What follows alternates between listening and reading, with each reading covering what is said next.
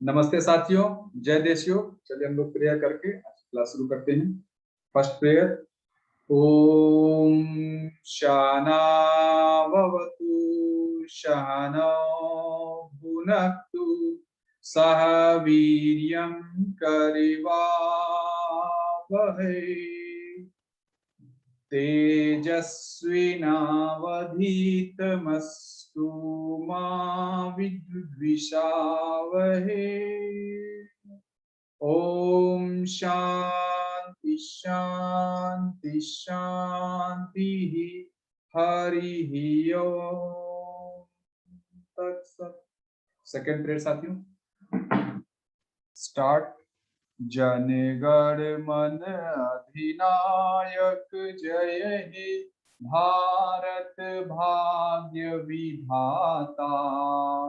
पंजाब सिंध गुजरात मराठा द्राविड़ उत्कल बंग विंध्य हिमाचल यमुना गंगा उच्चल जलधि तरंग। तव शुभ नामे जागे, तव शुभ आशीष मांगे। गाहे तब जय गाथा, जन गण मंगलदायक जय हे भारत भाग्य विधाता। जय हे जय हे जय हे जय जय जय जय हे। भारत माता की जय, भारत माता की जय, भारत माता की।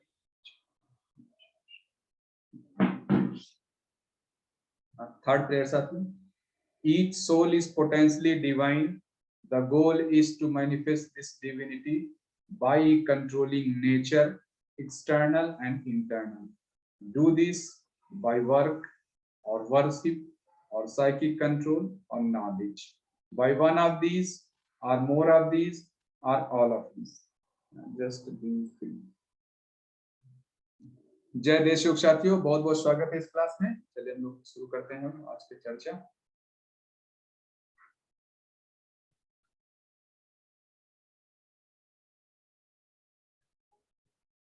साथियों, आज का जो टॉपिक है इंडोक्राइन सिस्टम हम लोग स्टडी करेंगे।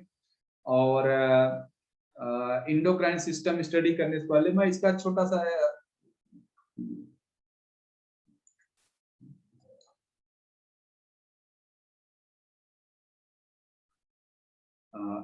ठीक है साथियों, अगर इंडोक्राइन सिस्टम स्टडी करने से पहले हम इसके बारे में छोटा सा आपको एक उदाहरण दे दें, जिससे आप इस इंडोक्राइन सिस्टम को समझ जाएंगे। आज हम लोग उस अध्याय में प्रवेश करेंगे जिसको आप कह सकते हैं कम्युनिकेशन सिस्टम। साथियों, आप आज की डेट में, वर्तमान जो समय है, क्या आप बिना कम्युनिकेशन सिस्टम के बिना जीवन सोच सकते हैं? अगर आपके पास मोबाइल फोन ना हो, लैंडलाइन फोन ना हो, इंटरनेट ना हो, तो आप कैसे जीवन होगा, आप सोचिए। अगर मैं इस पे आपसे कहूँ, आज अगर यह क्लास आप लोग देख रहे हैं तो यह इसी संचार क्रांति, मोबाइल में या लैपटॉप में, जहां भी आप यह क्लास अपना देख रहे हैं, इंटरनेट पे देख रहे हैं, डेटा कनेक्टिविटी है, तब ये देख पा रहे हैं। अब आप बताएं, क्या मेरे लैपटॉप से आपके लैपटॉप तक क्या कोई तार गया हुआ है? कैसे कनेक्टेड है सब कुछ? मैं यहाँ अपने कमरे में बैठ के बोल रहा हूँ और आपको अपने कमरे में चीजें सुनाई दे रही हैं, दिखाई दे रही हैं। जो मेरे स्क्रीन पे है लैपटॉप की, वो आपके लैपटॉप पे दिखाई दे रही है। एंड आपके लैपटॉप में और मेरे लैपटॉप के बीच कोई भी वायर्ड कनेक्शन नहीं है। तो मेरा ये कहने का मतलब है कि बिना मोबाइल कम्युनिकेशन के, बिना वायरलेस कम्युनिकेशन के आज हमारा जीवन उतना आसान, मतलब बहुत कठिन होता। अगर ये वायरलेस कम्युनिकेशन ना हो तो हमारा जीवन बहुत ही कठिन होता। क्या आप यह सोच सकते हैं? और क्या आपको यह लगता है कि वायरलेस सिस्टम कोई बड़ा नई क्रांति है जो मानव सभ्यता ने खोज ली है? ऐसा बिल्कुल नहीं है साथियों। हमारे शरीर में ऑलरेडी एक वायरलेस कम्युनिकेशन सिस्टम बना हुआ है, जिसको कहते हैं इंडोक्राइन सिस्टम, अंतःस्रावी ग्रंथियां। यही हम स्टडी करने चल रहे हैं। तो हमारे शरीर में भी, जैसे मैं कहूँ कि कम्युनिकेशन सिस्टम है। आप एक घर में लैंडलाइन फोन लगा लेते हैं, है कि नहीं? लैंडलाइन फोन भी है, वायरलेस मतलब ये मोबाइल फोन भी है। ऐसे ही हमारे शरीर में कम्युनिकेशन सिस्टम का बहुत बड़ा नेटवर्क है। ये इंडोक्राइन सिस्टम भी उसी कम्युनिकेशन सिस्टम का एक हिस्सा है। नर्वस सिस्टम, जब अभी हम ब्रेन कभी स्टडी करेंगे या कभी आपने स्टडी किया, ब्रेन भी अपने आप में कम्युनिकेशन सिस्टम है। इन सब इंडोक्राइन सिस्टम या नर्वस सिस्टम जो ब्रेन इत्यादि हैं, स्पाइनल कॉर्ड हैं, या उसके अलावा ये 5 सेंसेस जो आंख, नाक, कान, जीभ, स्किन, ये भी कम्युनिकेशन सिस्टम है। अगर अब मैं अपने लैपटॉप में मैं अपने मुंह से कोई आवाज निकाल रहा हूं और आपका कान कितना दूर बैठ के उसको रिसीव कर ले रहा है, ये भी कम्युनिकेशन सिस्टम है। यानी मैं ये कहना चाह रहा हूं कि इस दुनिया का, इस कायनात का सबसे डेवलप्ड कम्युनिकेशन सिस्टम कहाँ है? हमारे अंदर है। ये बाहर 1G 2G 3G 4G 5G या जो भी ये जी बोलते रहते हैं, ये बहुत ही छोटा कम्युनिकेशन सिस्टम है साथी। इससे बहुत ही बड़ा आजकल लोग न्यूरल नेटवर्क की बात करने लगे। उससे बहुत, जितना ये मानव सभ्यता जो बात कर रही है कम्युनिकेशन सिस्टम की, उससे बहुत बड़ा कम्युनिकेशन सिस्टम हमारे अंदर ऑलरेडी मौजूद है। तो आज हम वही एक कम्युनिकेशन सिस्टम स्टडी करने चल रहे हैं। आज हम जो स्टडी करने चल रहे हैं, इसका नाम है वायरलेस कम्युनिकेशन सिस्टम। मोबाइल से, जैसे हमारा मोबाइल वायरलेस रहता है, मैं अपने मोबाइल से बात करता हूँ, आप अपने मोबाइल से सुन लेते हैं। तो इंडोक्राइन सिस्टम एक wireless mobile communication system, wireless communication system, पहली बात तो ये। दूसरी बात, वायरलेस है तो मतलब कहीं से कोई तार नहीं जुड़ा और एक जगह से दूसरी जगह तक। और ये क्या करता है वायरलेस, जैसे वायरलेस कम्युनिकेशन सिस्टम मतलब कि एक जगह से कोई केमिकल निकलता है। ये ग्रंथियां जो इंडोक्राइन सिस्टम है, इसमें क्या है, सिस्टम में कौन कौन से अंग हैं? इंडोक्राइन ग्लैंड्स, ग्रंथियां हैं।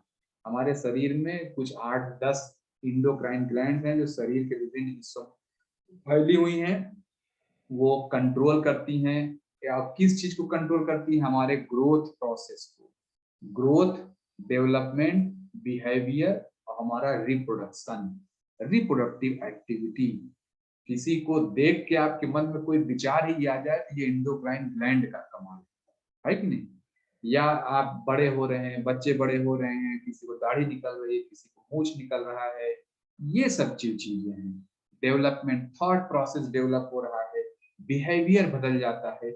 यह इंडोक्राइन इस सिस्टम का कमाल है। इस समय आप लोग क्लास में बैठ के क्लास अटेंड कर रहे हैं, मान लीजिए इंडोक्राइन सिस्टम पढ़ रहे हैं, अचानक सांप निकल आए, तब क्या करेंगे? आपका बिहेवियर तुरंत बदल जाएगा इस क्लास के लिए। अभी हो सकता है ये क्लास बड़ी अच्छी लग रही है, लेकिन जैसे ही आपके बगल में सांप निकल जाए, यह क्लास के लिए आपका बिहेवियर बदल जाएगा। क्यों बदल जाएगा? वही इंडोक्राइन सिस्टम जिम्मेदार है। तो साथियों, इंडोक्राइन सिस्टम का क्या है मतलब है? इट्स, आप बहुत लेमैन लैंग्वेज, कोई आप योग के स्टूडेंट हैं या योग के टीचर बनने वाले हैं तो आप लेमैन लैंग्वेज में कहिए, it's wireless communication system present in our body which transmits various signalling chemicals, जो सिग्नल इंफॉर्मेशन ले जाते हैं to control different body function, growth, development, behaviour and reproduction. ये हो गया। तो इंडोक्राइन, अच्छा व्हाट इज हार्मोन? हार्मोन क्या है?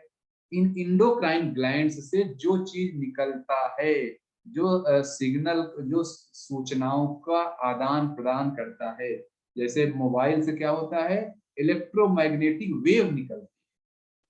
अगर मैं बोल रहा हूं, आपको सुनाई दे रहा है, तो हो सकता है कि मेरे लैपटॉप से आपके लैपटॉप तक इलेक्ट्रोमैग्नेटिक वेव भी आ रहा होगा कहीं रास्ते में, कहीं फाइबर भी आ रहा होगा, कहीं माइक्रोवेव आ रहा है। ये कम्युनिकेशन लिंक है। तो जो चीजें उस सूचना को ले जाती हैं, उन्हें ही हार्मोन कहते हैं।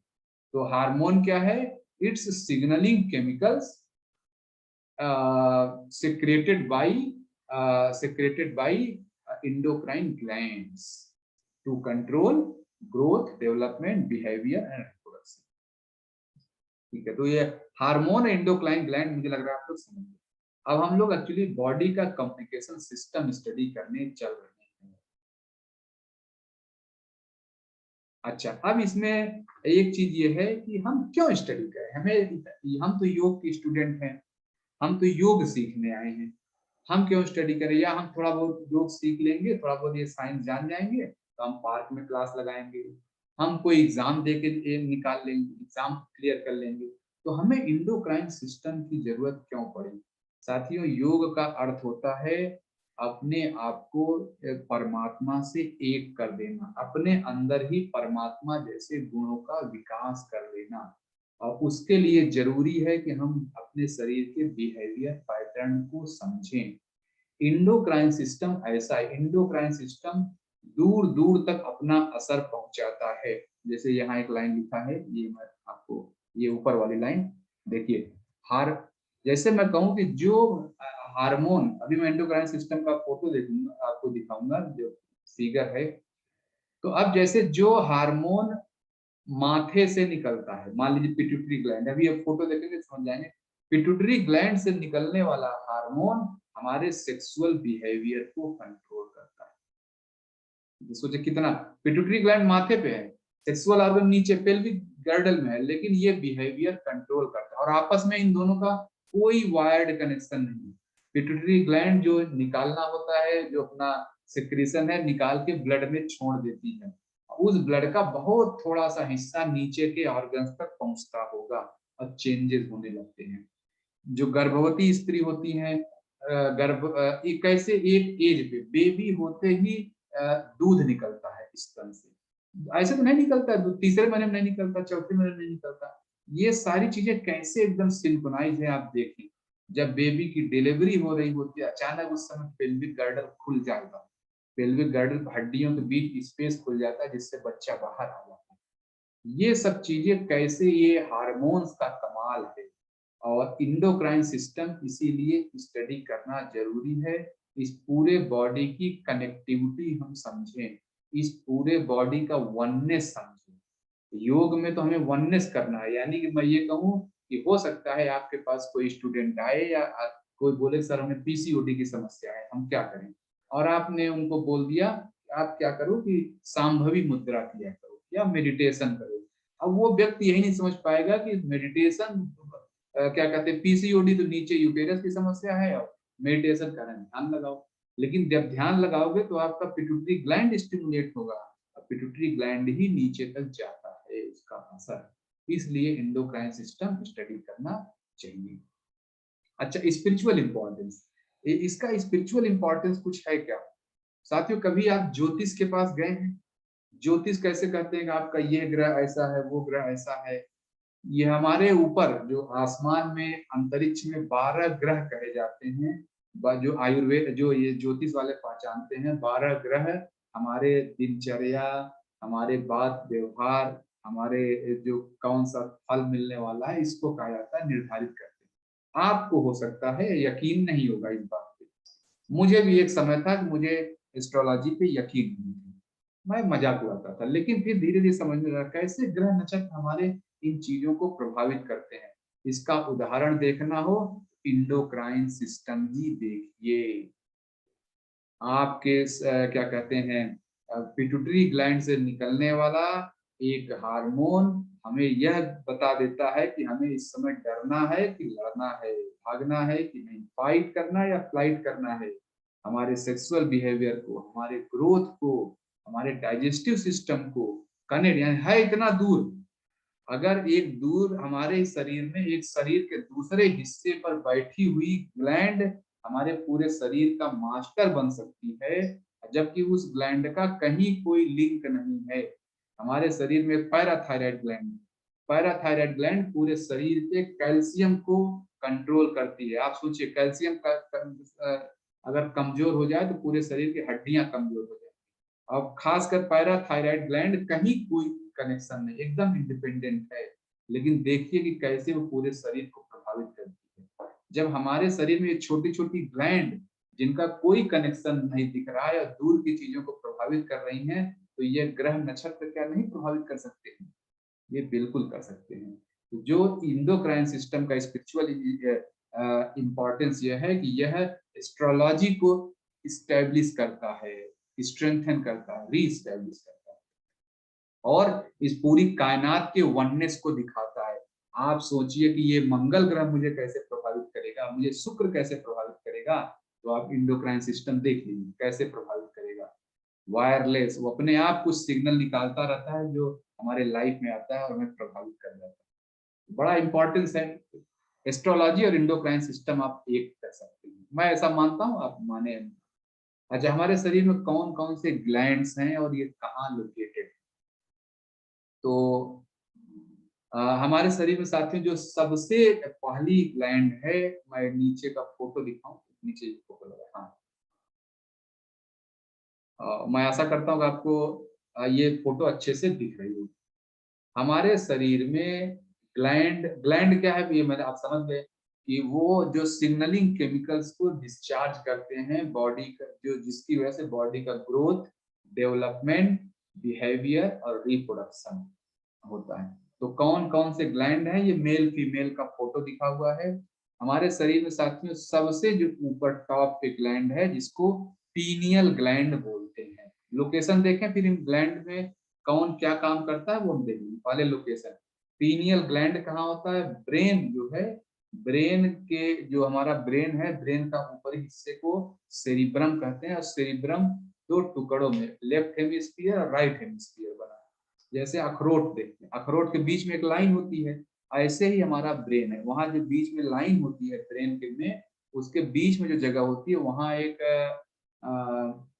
उसको बोलते हैं एक नर्वस बंडल होता है जिसको बोलते हैं कार्पस कोलोजम। तो पीनियल ग्लैंड कार्पस कोलोजम के नीचे होती है। फिर एक होती है पिट्यूटरी ग्लैंड।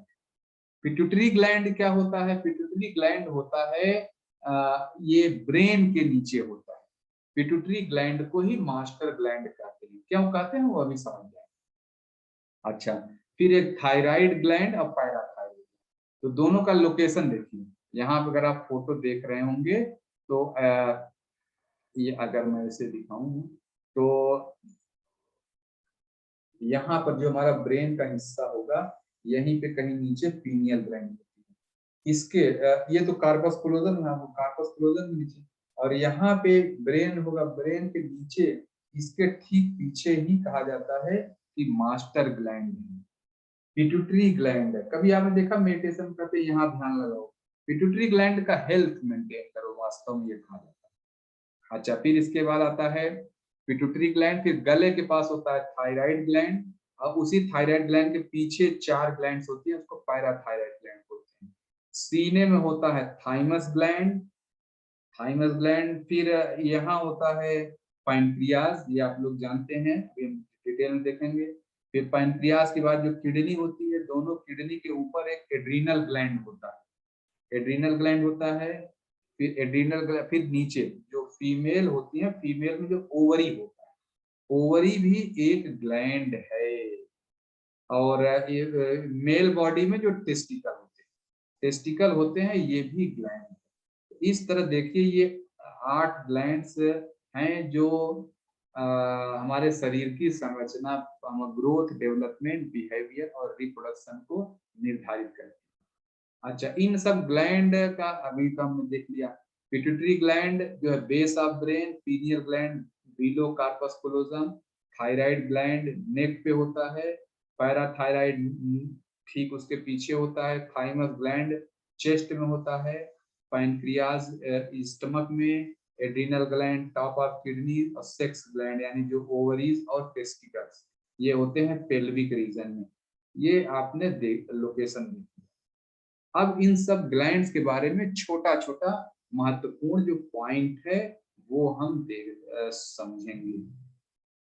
पहला साथियों, या मैं इसे बोलता रहता हूँ, मैं बोल सकता हूँ।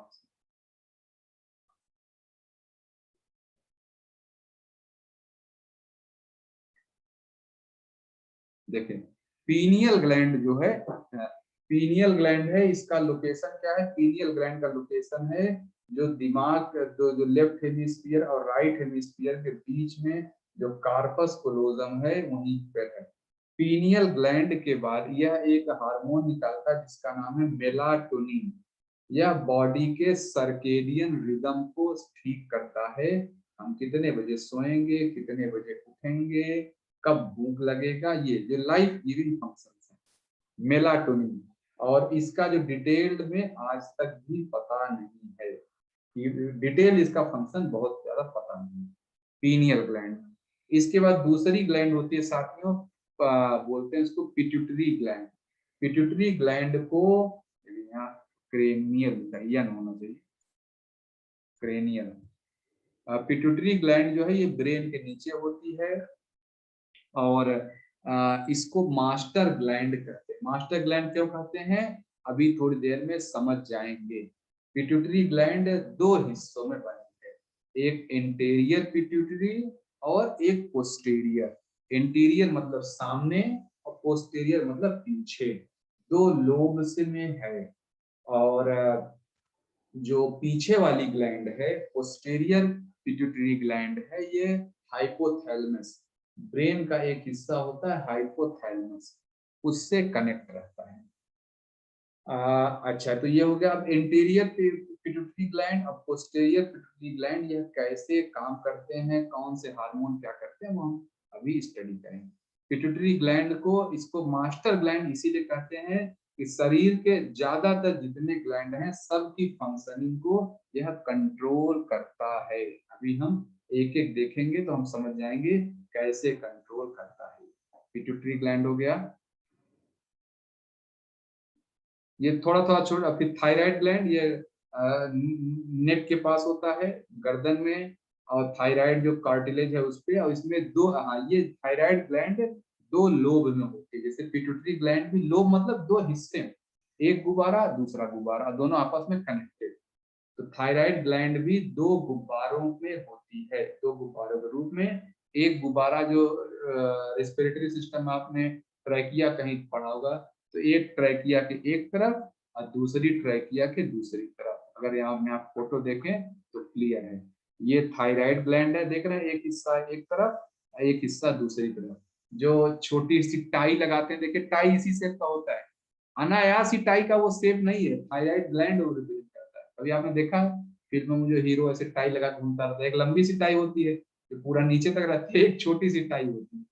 जो छोटी वाली टाई होती है उस वो ऐसे ही होती है जो फिर गले में होता है, यही है थायराइड ग्लैंड है। ऐसे ही ऑलरेडी हमने टाई अंदर पहन रखी है।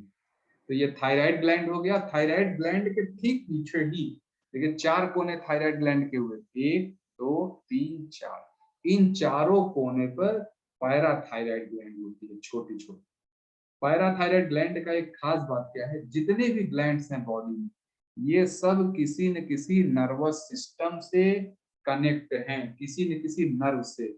यानी उन सब का कंट्रोल अल्टीमेटली ब्रेन के पास रहता है। लेकिन पैराथायराइड एक ऐसी ग्लैंड है जिसका किसी से कोई भी कंट्रोल नहीं है। पैराथायराइड ग्लैंड में कोई नर्वस सिस्टम इत्यादि का कंट्रोल नहीं, ये स्वतः ही काम करती है। और ये जो ग्लैंड क्या करती है, बॉडी में कैल्शियम, कैल्शियम की मात्रा को रेगुलेट करती है, कैल्शियम मेटाबॉलिज्म करती है। अच्छा, थाइमस ग्लैंड क्या होता है साथियों, ये सीने में पाई जाती है। और थाइमस ग्लैंड का खास बात क्या है, ये बच्चे जब हम छोटे रहते हैं तब से डेवलप होता है, फिर एक लेवल पर आके रुक जाता है। जब एडल्ट यानी पुबर्टी की एज तक पहुंचते पहुंचते ये ऑलमोस्ट समाप्त हो जाता है। जब थाइमस ग्लैंड, और इसका जो रोल है सेक्सुअल डेवलपमेंट में है, रिप्रोडक्शन। तो थाइमस ग्लैंड ये यानी एडल्ट में थाइमस ग्लैंड लगभग समाप्त होता है। पैनक्रियाज, पैनक्रियाज हम लोग जानते हैं, पैनक्रियाज ज्यादातर लोगों ने इसका नाम सुना होगा, ये शुगर से लिंक है ऑर्गन है। पैनक्रिया जो है, बाकी इंडोक्राइन ग्लैंड तो सिर्फ एक केमिकल भेजती है, पैनक्रिया काफी बड़ा होता है, ईश्वर ने इसको ज्यादा जिम्मेदारियां दे रखी हैं। पैनक्रिया के लिए इसके दो हिस्से हैं, एक इसमें वो कहा जाता है, हाँ, इसमें हेड भी है, बॉडी भी है और टेल भी, ये ताल लिखा है इसको, ये टेल। पैनक्रिया में एक एक्सोक्राइन सेल्स होती है। एक्सोक्राइन सेल्स का क्या मतलब है कि, और एक इंडोक्राइन सेल। एक्सोक्राइन सेल का मतलब ये जो सेक्रेशन होता है इनसे ये ब्लड में नहीं जाता है। इंडोक्राइन सिस्टम जो है, जितनी भी ग्लैंड है वो उनका सेक्रेशन डायरेक्टली ब्लड में मिल जाता है बस। एक्सोक्राइन वाला ऐसा नहीं। तो पैनक्रिया में जो है, जो एक्सोक्राइन सेल्स हैं उसमें से जो सिक्रेशन निकलता है वो उसको पैनक्रियाटिक जूस बोलते हैं। और ये जो लीवर से बाइल निकलता है उससे मिलकर यह लास्ट में जो डाइजेस्टिव सिस्टम का जो ड्यूडेनम है उसमें जाके मिल जाता है। तो ये एक्सोक्राइन सेल्स का कमाल है। अच्छा, साथियों, जो इंडोक्राइन सेल्स होती हैं वो वास्तव में क्या, अच्छा, इन सेल्स को एक्नी भी बोलते हैं। एसीआई या नहीं, हो सकता है मैं प्रोनाउंसिएशन सही ना बोल रहा हूँ। इंडोक्राइन सिस्टम जो है उनके सेल्स को कहते हैं आइलेट्स ऑफ लैगरहैंस। आइलेट ये बहुत ही छोटे नंबर में है और इनसे दो तरह का हार्मोन निकलता है। पहला हार्मोन निकलता है ग्लूकागोन, ग्लूकागोन बोलते हैं, दूसरे को बोलते हैं इंसुलिन। ग्लूकागोन काम क्या है, या इंसुलिन का, पहले ये दोनों एक्चुअली अपोजिट काम करते हैं। इंसुलिन का काम क्या है, जब शरीर में ब्लड की शुगर की मात्रा, जब हमारे ब्लड में शुगर की मात्रा जो नॉर्मल अलाउड लिमिट है उससे अधिक हो जाए तो ये उस शुगर को कन्वर्ट कर देती हैं ग्लाइकोजन में, जो लीवर में इकट्ठा हो जाता है। तो लीवर में यानी ग्लूकोज को ग्लाइकोजन में कन्वर्ट करना, यह इंसुलिन का कार्य है। और इंसुलिन का क्या कार्य है, एक, टू टाइप्स ऑफ हार्मोन। अच्छा, इसमें इंसुलिन का लिखना भूल गए हैं। इंसुलिन का मैं यहाँ पे लिख देता हूँ फंक्शंस ऑफ, ये इसका तो लिखा हुआ है, एक चीज यहाँ रह गया, ये थोड़ा सा। टू टाइप्स ऑफ, मैं ये नोट पूरा कर लेता हूँ। टू टाइप्स ऑफ हार्मोन, पहला है ग्लूकागोन,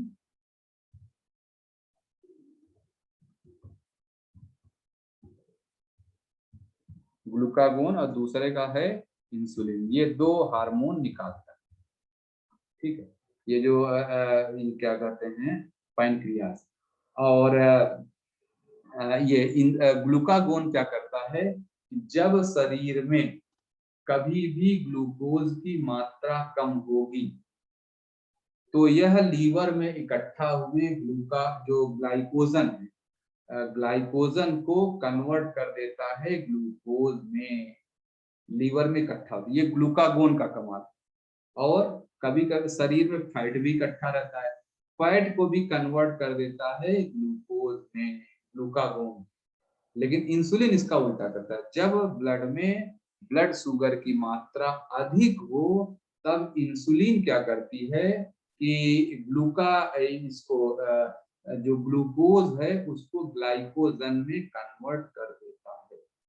और क्या करता है इंसुलिन, इंसुलिन एक काम और करता है कि ये ब्लड शुगर, जो शुगर की मात्रा है, शुगर को एक एक बॉडी सेल तक ले जाता है, एक एक बॉडी सेल तक ले जाता है। उसके बाद भी जो एक्स्ट्रा बचता है वो ग्लाइकोजन में कन्वर्ट कर देता है। और इससे ये जिस तरह इंसुलिन जो है जिन सेलों से निकलता है उनको बीटा सेल कहते हैं, और ग्लूकागोन जिन सेल से निकलता है उनको अल्फा सेल कहते हैं। और एक खास बात देखिए, ग्लूकागोन का एक काम क्या है कि क्या कहते हैं, बीटा सेल को रिजुविनेट करना। ग्लूकागोन अगर आप ये ग्लूकागोन का ये काम यानी alpha cell release of insulin from pancreas, ये इसका ये है, इसका मैं लिख देता हूँ, ये फंक्शंस ऑफ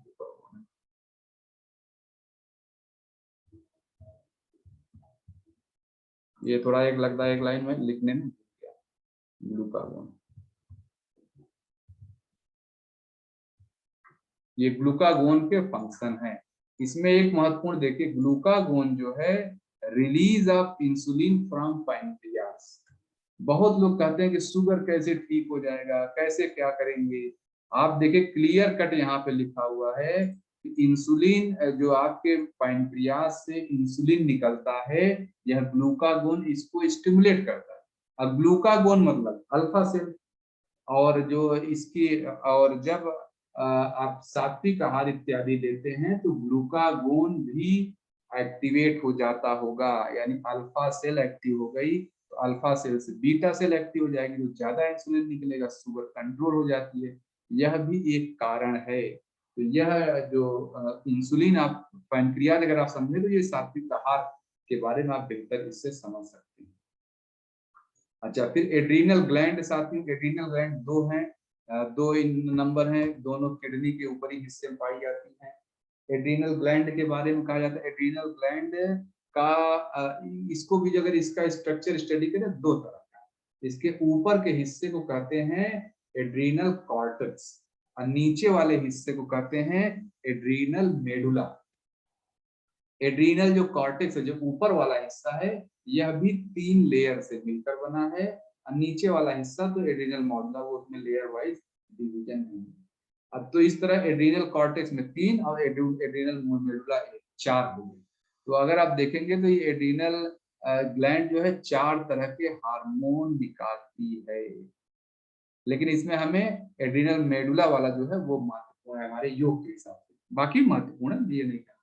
एड्रीनल ग्लैंड के बाद हो गया, अब इसके बारे में, हाँ, टेस्टिस ओवरीज, क्योंकि ये एक्चुअली जो ऊपर मैंने लिखा ये कुछ विशेष बातें, इसमें देखिए ये 7 जो हमने ग्लैंड लिखा, आप योग के स्टूडेंट हैं, जो योग में जो चक्र की बातें कही जाती हैं, सहस्रार चक्र, आज्ञा चक्र, बहुत सारे लोग जो आज के डेट में मॉडर्न डॉक्टर साहब लोग हैं वो कहते हैं कि जो हमारे ऋषियों ने वहां पर शास्त्रों में चक्र लिखा, वास्तव में यही ग्लैंड्स की बात हो रही है। ऐसा हो भी सकता है और नहीं भी हो सकता। अगर हो जाए तो ये सोचे कि हमारे ऋषि कितने आगे थे, उस समय वो पीनियल ग्लैंड को सहस्रार चक्र कहते थे, क्या वो आज्ञा चक्र को पिट्यूटरी ग्लैंड कहते थे, क्या वो थायराइड पैराथायराइड को विशुद्धि चक्र कहते थे, क्या वो थाइमस ग्लैंड को अनाहत चक्र कहते थे, क्या वो पैनक्रियाज को क्या बोलते हैं मणिपुर चक्र कहते थे। ये सब आप कह सकते हैं। इसके अलावा जो टेस्टिस ओवरीज को आप स्वादिष्ठान चक्र कह सकते हैं, और जो एकदम नीचे पेरिनियम का हिस्सा है वो मूलांग। तो इस तरह साथियों मैं ये कह रहा हूँ कि जो मॉडर्न साइंस के लोग हैं इन ग्लैंड्स को वास्तव में वही चक्र समझते हैं। तो हो भी सकता है नहीं, लेकिन योग के लोग कहते हैं कि नहीं, ये जो ग्लैंड्स हैं ये वास्तव में उसके ग्रॉस मैनिफेस्टेशन है, लेकिन ये चक्र नहीं। तो मैं आशा करता हूँ कि आप सब लोग ये पूरा समझ गए होंगे। इसमें इंसुलिन लिखा नहीं है, उसके बारे में मैंने बोल। अब ये एक टेबल मैंने बनाई है कि सारे इंसुलिन मतलब सारे जो ग्लैंड्स हैं इनके कौन कौन से क्या बोलते हैं हार्मोन निकलते हैं, उनका फंक्शन क्या है। ये आप कोशिश करें, याद करें, तो अगर याद हो ठीक है, नहीं भी याद हो तो बहुत परेशान ना हो। एज योग स्टूडेंट मतलब एज योग टीचर आपको जानना तो चाहिए, लेकिन याद मेरा खुद है, मैं खुद भी इसको याद नहीं कर पाता हूँ। लेकिन एज ए योग स्टूडेंट कहीं एग्जाम दे रहे हैं तो आपको ये टेबल याद करनी चाहिए। तो पहला है पीनियल ग्लैंड। पीनियल ग्लैंड से निकलता है मेलाटोनिन हार्मोन, जो सर्केडियन रिदम को सही करता है। दूसरा पीनियल ग्लैंड पे आता है पिट्यूटरी ग्लैंड। पिट्यूटरी ग्लैंड में दो है, इंटीरियर पिट्यूटरी 2 लोब में है और पोस्टीरियर पिट्यूटरी। इंटीरियर वाला अलग लिक्विड अलग हार्मोन निकालता है, पोस्टीरियर अलग निकालता है। तो कौन कौन से हार्मोन निकलते हैं, उनका क्या मतलब है, वो मैं यहाँ बताने चला हूँ, और डिटेल में नहीं बताऊंगा। इंटीरियर यानी जो सामने, जो माथे के ठीक पीछे पिट्यूटरी ग्लैंड का हिस्सा होता है, उससे एक ग्रोथ हार्मोन निकलता है, GH उसको बोलते हैं, ग्रोथ हार्मोन। अच्छा, फिर दूसरा होता है थायरोट्रॉपिक स्टिमुलेटिंग हार्मोन। देखिए हम लोग पिट्यूटरी ग्लैंड स्टडी कर रहे हैं। थायरोटॉपिक पिट्यूटरी ग्लैंड टीएसएच, टीएसएच का काम क्या है कि थायराइड ग्लैंड्स को स्टिमुलेट करना कि वो बेहतर काम करें। तो आप सोचिए जी पिट्यूटरी ग्लैंड तो मास्टर ग्लैंड, अगर टेलीकॉम की लैंग्वेज में कहिए तो ये एक्सचेंज है बेसिकली। ये सभी जैसे आप आपके एरिया में जो लैंडलाइन फोन होंगे वो सब कहीं जाके फाइनली कहीं कनेक्ट होते हैं, या जो आपके एरिया मोबाइल जितने हैं वो कहीं ना कहीं टावर पे जाके इकट्ठा होते हैं, टावर के आगे दूसरे इंस्ट्रूमेंट होते हैं। तो पिट्यूटरी ग्लैंड वास्तव में वही एक्सचेंज है, सारा सब कुछ फंक्शन यहीं पे आके टिकता है। जैसे थायरोट्रॉपिक टीएसएच जो है यह थायराइड ग्लैंड की परफॉर्मेंस को सही करता है।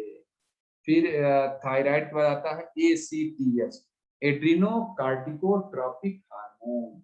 यह किडनी को, जो एड्रीनल कॉर्टेक्स है, एड्रीनल कॉर्टेक्स को हमें सहायता देता है। किडनी देखिए ये कहाँ पर है, दोनों भाव के बीच में जो पिट्यूटरी ग्लैंड है, लेकिन बेनिफिट कहाँ पहुंचा रही है, नीचे पहुंचा रही है कि नहीं। तो जो किडनी कहाँ है, एकदम पेट के पीछे है, तो वहां कोई कनेक्शन नहीं है।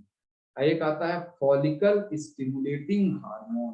तो देखिए कौन कौन से hormone, growth hormone, TSH, ACTH और फिर फॉलिकल स्टिमुलेटिंग हार्मोन। यह हार्मोन जो है ओवरीज में क्या कहते हैं, एस्ट्रोजन नामक हार्मोन बनाता है, और टेस्टिकल के बीच में यह स्पर्म इत्यादि को नरिश करता है, नरिश करने के लिए जरूरी। देखिए फोलिकल एफएसएच क्या कर रहा है, हमारे सेक्सुअल फंक्शन को सही कर रहा है। जो ऊपर क्या बोलते हैं, ग्रोथ हार्मोन एसीटीएच किडनी के लिए हो गया, और एक और नाम भूल गया जो, हाँ TSH, TSH thyroid growth hormone, growth TSH यानी टीएसएच निकलने से पूरा गर्दन का एक्टिविटी हो गया। एड्रीनल कार्टिकोट्रोपिक हार्मोन एसीटीएच से हमारा एड्रीनल ग्लैंड हो गया, और इधर जो है ये एस्ट्रो जो फॉलिकल स्टिमुलेटिंग हार्मोन, इससे जो है हमारा सेक्सुअल एक्टिविटी कंट्रोल में आ गई। अब ये तो हो गया अभी एक बचा, अभी बचा है ल्यूटिनाइजिंग हार्मोन। जो ओवरीज में प्रोजेस्टेरॉन और टेस्टोस्टेरोन टेस्टिकल में बनता है, यह एलएच जो ल्यूटिनाइजिंग हार्मोन कंट्रोल करता है। और एक है ल्यूटियोट्रोपिक हार्मोन एलटीएच। जब जैसे मैंने बताया कि जो प्रेग्नेंट वुमेन है कब उनके स्तन से दूध आएगा, यह पिट्यूटरी ग्लैंड ही डिसाइड करती है। तो देखिए अगर ऊपर का फंक्शन देखें तो सारे नीचे महत्वपूर्ण ऑर्गन, गर्दन, किडनी, रिप्रोडक्शन, ये सब कुछ जो है पिट्यूटरी ग्लैंड कंट्रोल कर रही है। इसके अलावा ये तो इंटीरियर हुआ, पोस्टीरियर यानी जो पीछे की तरफ पिट्यूटरी ग्लैंड है वो ऑक्सीटोसिन नाम का हार्मोन निकालता है। वह क्या करता है कि स्तन से ब्लड मिल्क कब आएगा बाहर। एक तो मिल्क बनना तो एक प्रोसेस है, मिल्क इजेकुलेट होना, मिल्क बनना तो एलटीएच हो गया, लेकिन मिल्क इजेकुलेट बाहर आए वह है ऑक्सीटोसिन हार्मोन। और यही ऑक्सीटोसिन हार्मोन जब बेबी की डिलीवरी के समय पेल्विक गर्डल को ओपन कर देता है। तो देखिए ये पिट्यूटरी ग्लैंड कितना सारा काम करे, कोई ऐसा चीज नहीं जो ये न कर रही है। और इसके अलावा ये वैसोप्रेसिन, यह एक हार्मोन होता है जो किडनी में ब्लड के एब्जॉर्प्शन को कंट्रोल करता है। तो इस तरह साथी देखिए अगर हम देखा जाए तो पिट्यूटरी ग्लैंड को मास्टर ग्लैंड क्यों कहते हैं ये हम जानते हैं। हो सकता है आपको हार्मोन के नाम न आए, लेकिन ये जरूर जाने कि पिट्यूटरी ग्लैंड होने से दिमाग के हिस्से पे भी काम पड़ता है, थायराइड के हिस्से पे असर आता है। पिट्यूटरी अगर पिट्यूटरी ग्लैंड्स का अभ्यास रहेगा, थायराइड के हो गया, उसके अलावा जो है किडनी को सही करता है, किडनी के फंक्शंस को, और किडनी के फंक्शन के बाद जो है ये रिप्रोडक्टिव फंक्शन को भी सही करता है। सेकेंडरी सेक्सुअल कैरेक्टर की कब क्या कहते हैं दूध आएगा फीमेल को, या कब क्या बोलते हैं अनएक्टिविटी मेल फीमेल होने, कब छोटे बच्चों का मूंछ इत्यादि आएगा, यह सेकेंडरी जो सेक्स कैरेक्टर है यह भी ये पिट्यूटरी ग्लैंड ही निर्धारित करती है। तो ये हो गया पिट्यूटरी ग्लैंड के बारे में। अगला ग्लैंड है सर सर जी लोग आप सभी को अगला ग्लैंड है वो थायराइड ग्लैंड है। थायराइड ग्लैंड में T3 और TH, थायराइड को चलाता कौन है? थायराइड को चलाता है पिट्यूटरी ग्लैंड से निकलने वाली थायरोट्रॉपिक हार्मोन, ठीक है कि नहीं? थायरोट्रॉपिक हार्मोन, तो उसका TSH, तो यहाँ पे कौन कौन सा T3 और T4 दो हार्मोन निकलते हैं, और थायराइड ग्लैंड मेटाबॉलिक एक्टिविटी को रेगुलेट करता है। तो यह ये याद रखें, मेटाबॉलिक रेट बढ़ जाता है या प्रभावित होता है आप ये, इसीलिए जो थायराइड वाले कुछ लोग बहुत मोटे हो जाते हैं या बहुत पतले हो जाते हैं, ये ज्यादातर मोटे मेटाबॉलिक रेट को इंक्रीज करता है अगर थायराइड आपका एक्टिव है। अच्छा, इसके अलावा storage of iodine, anabolic effect, ये सब देखिए। पैराथायराइड ग्लैंड जो है यह थायराइड के ठीक पीछे होती है। अच्छा, थायराइड ग्लैंड जो है वो टुकड़ों में है, मतलब दो ग्लोब्स, और उनके दो दो लोब्स हैं, ग्लोब्स मतलब पैराथायराइड थायराइड ग्लैंड के दो लोब हैं। पैराथायराइड जो है ठीक उनके पीछे होती है 4 ग्रंथियां, इससे निकलने वाले हार्मोन को पैराथायराइड हार्मोन बोलते हैं। और यह पैराथायराइड जो ग्लैंड है ये किसी भी नर्व से, किसी भी अन्य इंडोक्राइन सिस्टम से प्रभावित नहीं होती है। यह स्वयं ही अकेले पूरे बॉडी में कैल्शियम की जरूरतों को पूरा करती रहती है। तो आप समझिए ईश्वर ने कैसा डेडिकेटेड वर्कर दिया है जो सिर्फ कैल्शियम के लिए काम करता रहता है। तो थायराइड, पैराथायराइड, थाइमस ग्लैंड में से ऐसा कुछ निकल, जहाँ मतलब ऐसा मुझे कोई इंफॉर्मेशन नहीं मिला थाईलैंड में थाइमस ग्लैंड से क्या निकलता है। पैनक्रियास, पैनक्रियास देखिए ऊपर बताया तो मैंने ग्लूकागोन, अच्छा यहाँ लिखा हुआ जो मैं बता, ग्लूकागोन हार्मोन है, अल्फा सेल से निकलता है, और ये क्या करता है कि increase of glucose in blood by mobilising glucagon. हाँ, जब भी शरीर में ब्लड की जरूरत पड़ती है, मान लीजिए कि आपको अचानक दौड़ना पड़ जाए, तो जब भी शरीर में ग्लूकोज की जरूरत पड़ती है, आपको बहुत ज्यादा एनर्जी चाहिए, बहुत ज्यादा एनर्जी चाहिए, और ग्लूकोज आपने कोई मीठा खाया नहीं, तो ये ग्लूकागोन तुरंत रिलीज होता है। इसका काम क्या है कि जो लीवर के पास जो ग्लाइकोजन इकट्ठा है उसको ग्लूकोज में कन्वर्ट करना, ये तो ग्लूकागोन का काम हो गया। बाकी स्टोर्ड फैट को स्टोर करना और release of insulin from beta cell, ये तो हमने स्टडी कर लिया। बीटा इंसुलिन क्या करता है, इंसुलिन फ्रॉम ग्लूकागोन निकलता है अल्फा सेल से, इंसुलिन निकलता है बीटा सेल।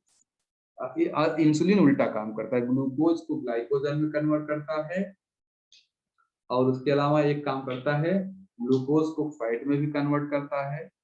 अच्छा, अब आता है अगली ग्लैंड है एड्रीनल ग्लैंड। एड्रीनल ग्लैंड के बारे में जो महत्वपूर्ण है ये लास्ट वाला एड्रीनल ग्लैंड, जैसा मैंने बताया ऊपर भी, एड्रीनल ग्लैंड ये फीस्ट जो सेम का बीज होता है या लोबिया का बीज, लोबिया के बीज के आकार की है, और इसके ऊपर के हिस्से को एड्रीनल कॉर्टेक्स बोलते हैं, और अंदर के हिस्से को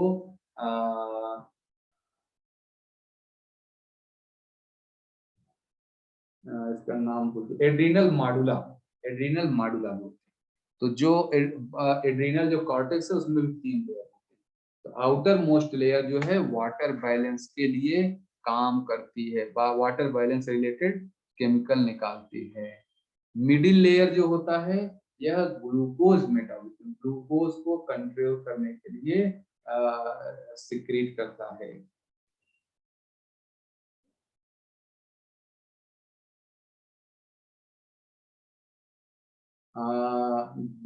ये हो गया। हाँ, तो जो मिडिल लेयर है ये ग्लूकोज मेटाबॉलिज्म को कंट्रोल करती है। फिर जो इनर मोस्ट लेयर है यह एस्ट्रोजन और टेस्टोस्टेरोन, ये सब चीज वह जो इससे ओवरीज और टेस्टोस्टेरोन से, टेस्टिकल से भी निकलता है। इसमें जो साथियों हम फिर से मैं इसको, मुझे लग रहा है रिवाइज अगर नहीं समझ पाए हो, एड्रीनल ग्लैंड के दो हिस्से हैं, एक का नाम है एड्रीनल कॉर्टेक्स, एक का नाम है एड्रीनल मेडुला। एड्रीनल कॉर्टेक्स जो है यह खुद भी 3 हिस्सों में बटी हुई है, फर्स्ट लेयर, सेकेंड लेयर और थर्ड लेयर। तो जो फर्स्ट लेयर होगा, फर्स्ट, सेकेंड और थर्ड, 3 लेयर के अलग अलग फंक्शन है। एक का जो फर्स्ट लेयर का फंक्शन है वाटर को रेगुलेट करना शरीर में, दूसरे का है ग्लूकोज की मात्रा को रिड्यूस करना, और तीसरा है इनर मोस्ट जो लेयर है वो एस्ट्रोजन। एड्रीनल मेडुला जो ये है ये महत्वपूर्ण है। एड्रीनल मेडुला यह जो अंदर का है यह 2 तरह के हार्मोन निकालता है, एड्रीनलिन और नॉन एड्रीनलिन इसको बोलते हैं, या इसका एक नाम है एपिनेफ्रीन और नॉन एपिनेफ्रीन। ये आप लोग याद रखें, ये हमें फाइट और फ्लाइट रिस्पॉन्स बताता है, यानी हमें अगर इस समय सांप आ जाए तो हमें भागना है या सांप से लड़ना है, यानी हमारे बिहेवियर को यह कौन डिसाइड करता है, एड्रीनल मॉडुला। और आपको याद है एड्रीनल मॉडुला का कंट्रोल कहाँ पे है, एड्रीनल मॉडुला का कंट्रोल पिट्यूटरी ग्लैंड से है, वहां एसीटीएच, एड्रीनो कॉर्टिकोट्रोपिक हार्मोन, एसीटीएच से कनेक्टेड है। तो यानी पिट्यूटरी ग्लैंड क्यों मास्टर ग्लैंड है, क्यों मेडिटेशन में सारे फायदे आने लगते हैं। जो लोग कहते हैं कि सिर्फ सिर्फ मेडिटेशन करें, लेकिन हालांकि डायरेक्ट मेडिटेशन नहीं करना चाहिए, लेकिन जो लोग योग में बहुत आगे वो डायरेक्ट मेडिटेशन भी करते हैं, और वो ना आसन करेंगे ना प्राणायाम करेंगे, लेकिन सब फिट रहते हैं। क्यों? क्योंकि they are focusing on master master gland, उन मास्टर ग्लैंड से डायरेक्ट सिग्नल चला जाता है। अच्छा, सेक्स ग्लैंड, जो सेक्स ग्लैंड को गोनाड भी बोलते हैं, और इसका जो कंट्रोल है एफएसएच जो पिट्यूटरी ग्लैंड से निकला है, और इस ये क्या करता है वो हम देख लेते हैं। एफएसएच और ल्यूटिनाइजिंग हार्मोन, 2 चीज निकला है। तो जो एफएसएच है फॉलिकल स्टिमुलेटिंग हार्मोन, यह जो है फीमेल में ये एस्ट्रोजन रिलीज करती है, जिससे उनका मेंस्ट्रुअल साइकिल और सेकेंडरी सेक्सुअल कैरेक्टर कंट्रोल होता है। और जो ल्यूटिनाइजिंग हार्मोन है, ल्यूटिनाइजिंग हार्मोन जो maturation and development of uterus and breast, mature हो गया कि नहीं इस पे निर्धारित करता है। Preparation of uterus for receiving fertilised ovum, जो यूटेरस को तैयार करता है फर्टिलाइज्ड ओवम के लिए, ये फीमेल में ल्यूटिनाइजिंग हार्मोन ये काम करता है। और मेल में क्या करता है, ग्रोथ ऑफ पेनिस, स्क्रोटम और प्रोस्टेट के बारे में, और सेकेंडरी सेक्सुअल कैरेक्टर। ये तो ये हार्मोन्स के नेम हैं, मुझे लग रहा है याद करें, और जितना याद हो जाए, नहीं याद हो तो बहुत परेशान ना हो, बहुत ज्यादा इसकी जरूरत नहीं, लेकिन ये जरूर समझें कि आप ये एक्सप्लेन करने की स्थिति में रहें कि जो बॉडी इंडोक्राइन सिस्टम है यह कम्युनिकेशन सिस्टम है, और एक जगह से दूसरी जगह कंट्रोल्ड है। यहाँ की पैराथायराइड ग्लैंड या पीनियल ग्लैंड कैसे पूरे शरीर को कंट्रोल कर रही है। तो ये धारणा और ध्यान के महत्व को भी स्टैब्लिश करते हैं। क्यों समाधि वाला व्यक्ति पूरे शरीर पर विजय प्राप्त कर लेता है, क्योंकि उसकी मास्टर ग्लैंड अच्छे से काम करती है।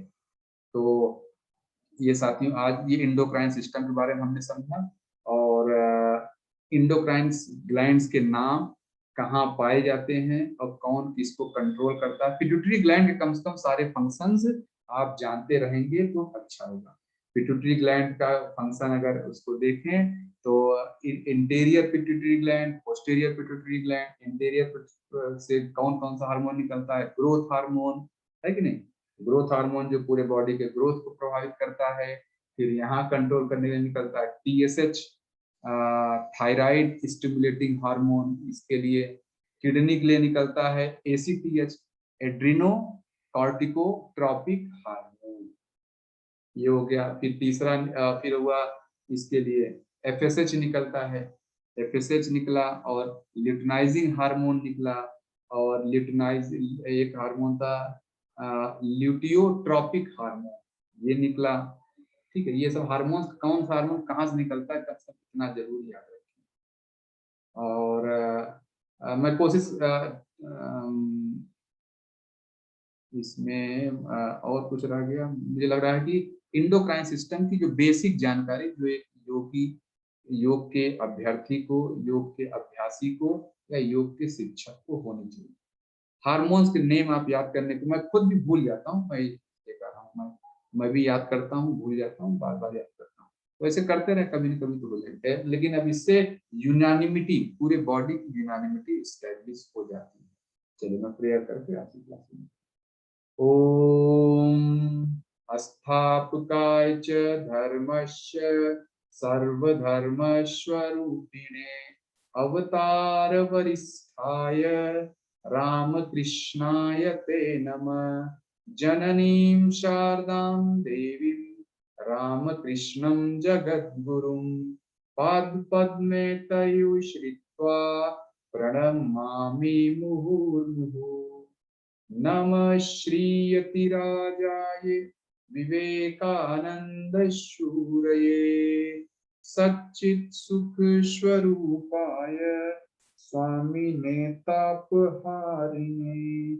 ओम शांति शांति शांति, हरि ओम तत्सत्। श्री राम कृष्णाय अर्पणमस्तु। बहुत बहुत धन्यवाद साथियों, मैं आज की क्लास यहाँ से एंड करता हूँ। मैं ईश्वर से प्रार्थना करता हूँ आप सभी को सात्विक संपदा की प्राप्ति हो। जय विश्व।